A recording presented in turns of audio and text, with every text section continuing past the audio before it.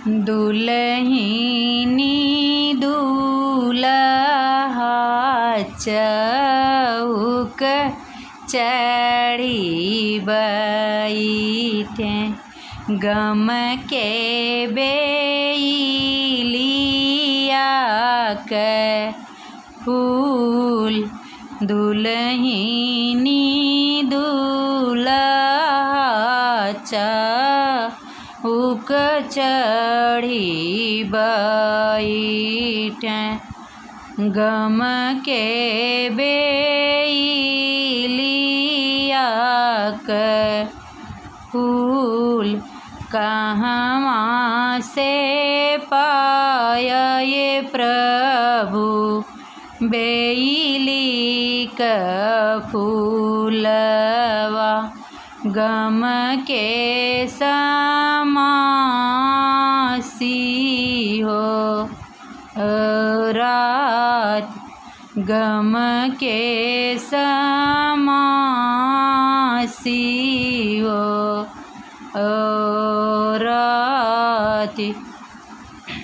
मोरे पीछू अरवाए धना माली फूलवरिया, मालिनी मित्र हमार, मालिनी मित्र हमार।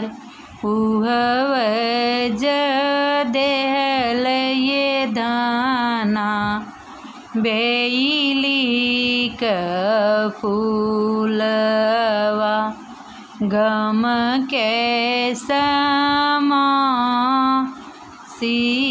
हो रात, गम के समासी हो रात। जऊ हम होबे अपने बाबा के डेरिया, बगिया हम देबै उजारी। जऊ हम होबे अपने बाबा के बेटी, मलिनी के देबै भगाए। तुम्हें ये सरजवा तजन कई देब, हम नई हर चली जाब, हम नई हर चली जाब। माली फूलवरिया में फिर से सजइबो, मलिनी के लेबो बसाए। माली फूलवरिया में दूधमा सजइबो, मलिनी के लेबो बसाए। तुम्हें ये सरनिया चौक पर छोड़ब, यही मौरू दूसरबिया,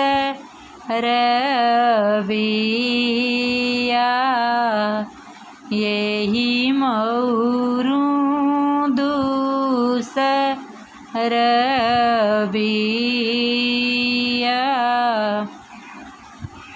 माली फूलवरिया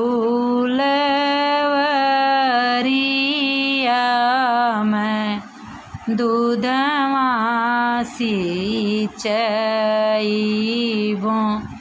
मलिनी के लेबो बसाए तुम्हें ये सरनी